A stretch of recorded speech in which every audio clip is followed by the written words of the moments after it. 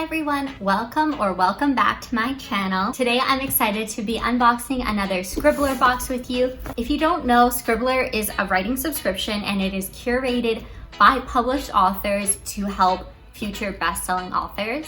One of my dreams is to eventually write a novel and hopefully publish it.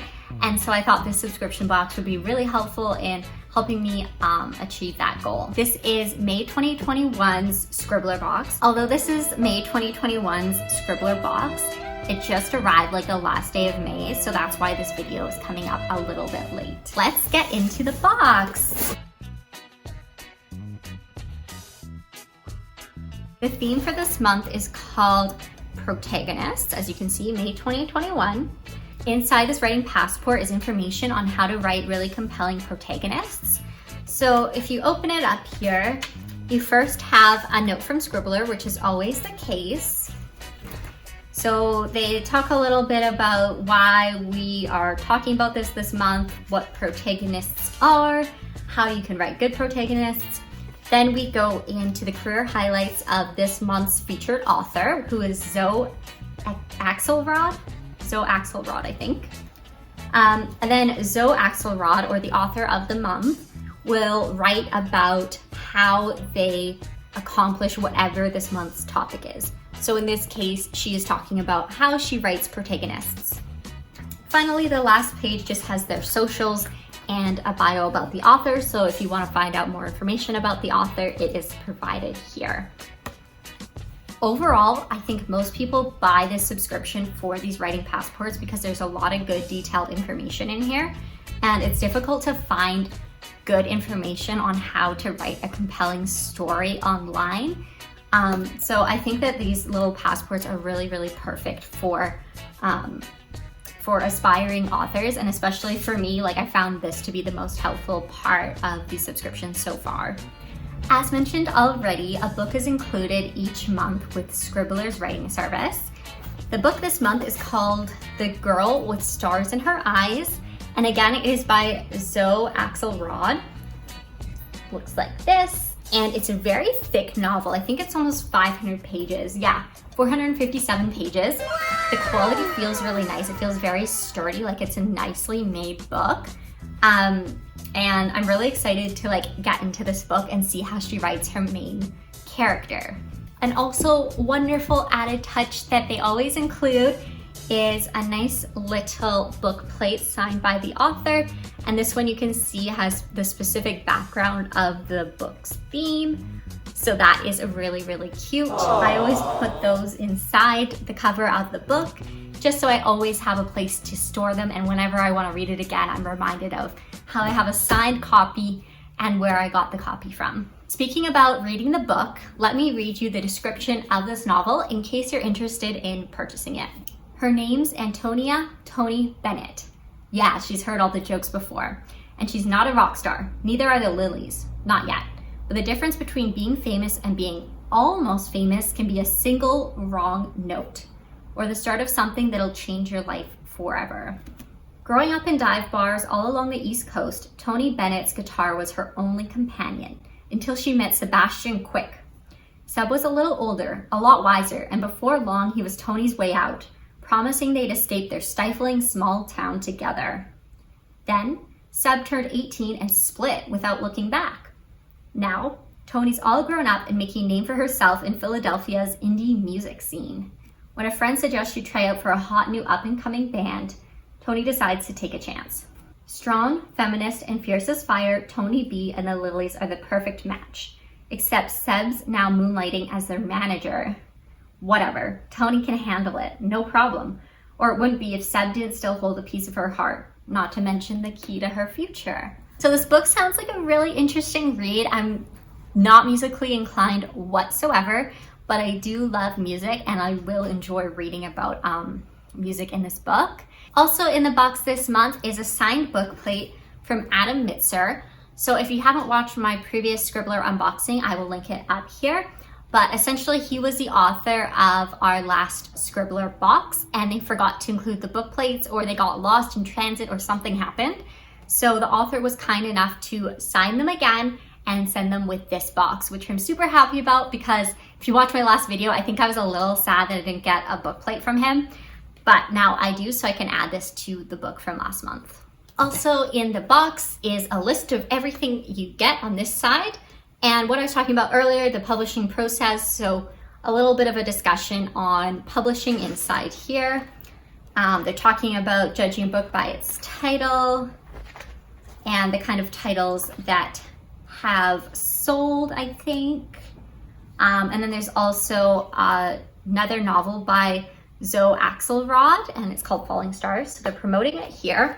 And my goodness, that cover is beautiful. Like, I want to check it out just because that cover is so stunning. So I might actually buy that book as well.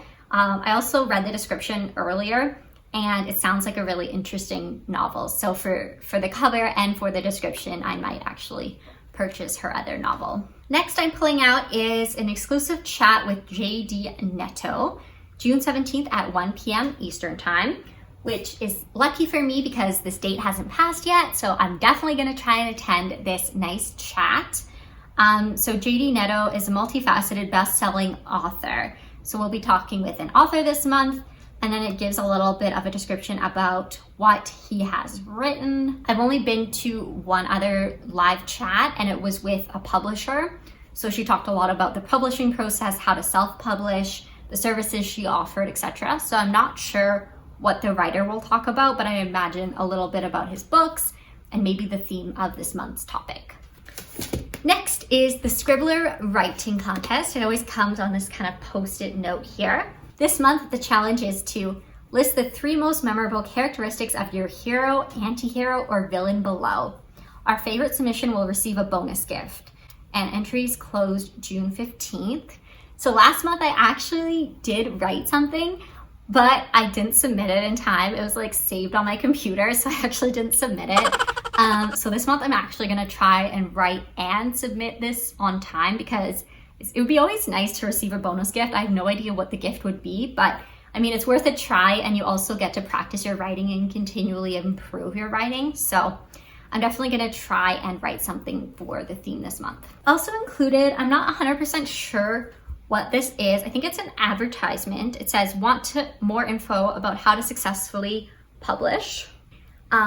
So here they talk about this service that is offered. Apparently it's called Ingram Spark.